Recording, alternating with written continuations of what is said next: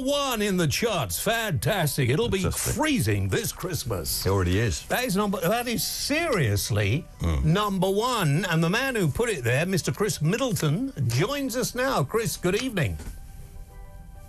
Hello, fellas. How are you doing? We're good. What's it like to be at number 1 with freezing this Christmas? Yeah, it's a little bit strange. I'm not going to lie. Did you It's expect... a bit of a whirlwind. Did you expect to go to number 1? Absolutely not, no. I made a bit of a silly video, put it on the internet, and it turns out that a lot of people really liked it, really resonated with it. It's not just a song. It's a desperate cry for help, veiled in melody. Freezing this Christmas has become a real anthem for pensioners left in the cold, in the literal sense of the word. Energy bills have soared to exorbitant heights, and winter fuel payments have been reduced, and many elderly people in the UK are facing a frightening reality that makes them shiver, not only from the cold, but also from fear. This parody of Madonna's iconic Christmas hit doesn't just mock, it exposes the cruel truth that lies behind the festive lights. The song, written by Chris Middleton and performed by Teenager, is more than just a witty remake. This is a bold protest against the government's policy, which makes millions of pensioners wonder if they will be able to afford heat in their homes. Isn't it amazing, though? We talk about this time and time again. The BBC have banned playing this song. Why? Just by doing that, they've given it great traction. Just in the last couple of hours, I'm just reading here, it's now the nation's second favourite for Christmas number 1. Wow. They reckon Wham will do it again. Okay. However... What, with Last Christmas? Yes. And they never, if I'm right in saying they never got to number 1 with Last Christmas when it was first released. That's right, because of Band-Aid. Exactly that. Yeah. So it got to number 1 last year. Right. They reckon if it gets number 1 again this year, it'll be the first record in history to, have two number 1s consecutive. The lyrics of the song paint a heartbreaking picture. Houses that should be filled with warmth and joy are instead freezing, reflecting the indifference and degrading indifference that many feel from the authorities. It is amazing how deeply this parody resonated in the hearts of people, awakening anger and compassion in them. It's not just music, it's a mirror reflecting the struggle of the most vulnerable, those who find themselves on the sidelines of life. But the main question remains, why is this truth being hushed up? Thus, the song about pensioners freezing this Christmas hits the nail on the head, making us think about what is happening around us and about those who need our help. Sir Keir Starmer has now engaged Peter Mandelson as US diplomat, so British ambassador to the US. Peter Mandelson now runs a lobbying firm called Global Alliance that basically lubes up people like Michael Gove and other politicians in order to gain private sector clients and then sells them opportunities in politics, kind of Michelle Mone PPE type opportunities, we guess.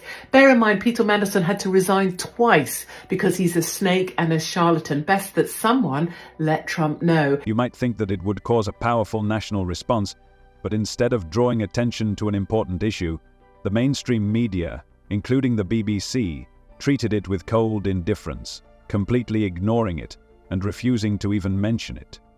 Even more worryingly, Keir Starmer, the key figure in this situation, did not utter a word. His silence speaks louder than any words, doesn't it? The song openly tells the truth, but it seems that this truth does not find support in society. The media, which should be raising public concern, instead prefer to silence it. Why? Because admitting a problem is much more difficult than just turning a blind eye to it. This silence only increases frustration and anger among those who feel that the system is working against them, leaving them alone and defenseless. Freezing This Christmas by Sir Keir and the Granny Harmers, 79p on iTunes. It is going to be Christmas number 1. It is incredibly awkward for the establishment who don't want to acknowledge it. The BBC won't acknowledge it. They'll try and rig this thing harder than a Strictly Come Dancing competition with a disability contestant and a gropey guy from Wales. But regardless, this is how the British people win, by pure belligerence. And let me tell you, laughter is one of the most powerful weapons that we have. So do go to iTunes, trending, Freezing This Christmas, just 79p. That's it, my darlings, for 2024 here in batshit bonkers Britain. What does the fact that a sincere protest goes unnoticed say about the state of freedom of speech? People ask important questions that have no answers. But not everyone is silent. Let's pay attention to those who boldly speak out about this. Jeremy Kyle, known for his straightforward style, didn't hold back. He furiously criticized the Labour government for refusing to broadcast the parody song on national platforms. In his show, he put it simply and clearly: censorship of such materials does not solve the problem, but only hides it under the cover of silence. Kyle asked a sharp question. Why are the government and the media so afraid of parody? Is it because she is too close to the truth, or because she threatens the impeccable image they're trying to create? His words reflect the deep disappointment of many people who feel ignored and silenced. By pointing out this blatant suppression, Kyle has brought more attention to the issue, and while the government might have preferred to gloss over the issue, courageous public figures like him make it impossible to ignore it. It's not just a question, it's a cry for justice that needs to be heard. The truth is, this winter, people will be suffering because of his choices. The economy is shrinking, inflation is going up, and jobs are being lost because of his budget. Pensioners won't be able to heat their homes because of his government's decisions. They raise people's hopes but then smash them with broken promises. And now we learn that he is about to give away our hard-won Brexit freedoms. Mr. Speaker. And here's the point. It's not just about one song. It's about what happens when the truth puts those in power in an awkward position. And as the following story shows, the resistance is getting louder and more persistent. This is where the situation becomes particularly alarming. When something honest, outspoken, and truthful appears, the system rushes to suppress it, as if afraid that the truth could destroy their fragile world.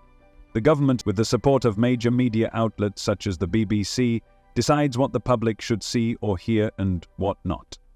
Everything that does not fit into their narrow framework of ideas is simply destroyed.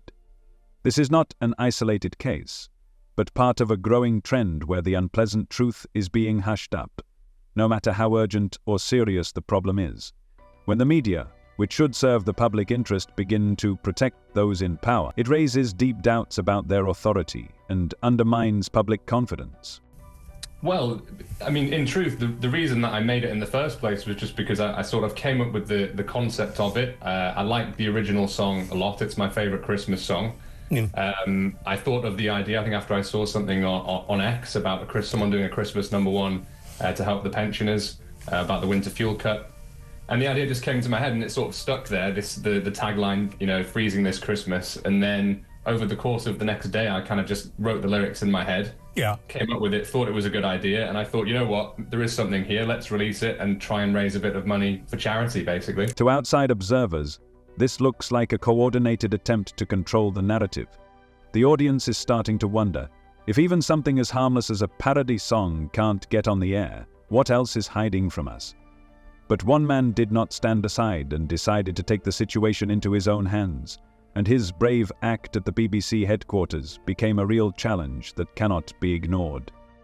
When the media covers up the truth, some start acting. Martin Dobney, the GB News anchor, wasn't going to let this go unnoticed. I asked you, would you like to take this opportunity to say sorry to voters who voted for you, like Chrissy, pensioners, who are about to lose hundreds this winter because of your choices? What I'd say to Chrissy is this.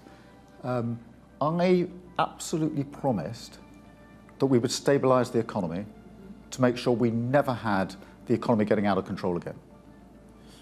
We then discovered £22 billion missing. Okay, so you've mentioned the £22 billion a couple of times.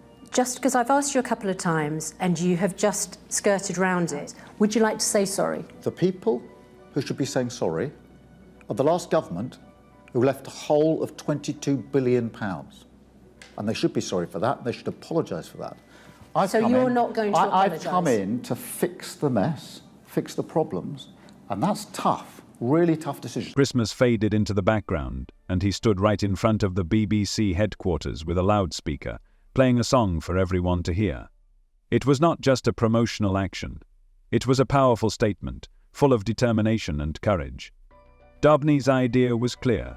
If the media wouldn't let the public hear it, then he would do it himself. despite all the obstacles. His protest action vividly highlighted the absurdity of banning the song, which reflects the real difficulties faced by millions of people. Passers-by stopped to listen, and many expressed their support, uniting at this moment, full of hope and determination. Share your thoughts about this video. See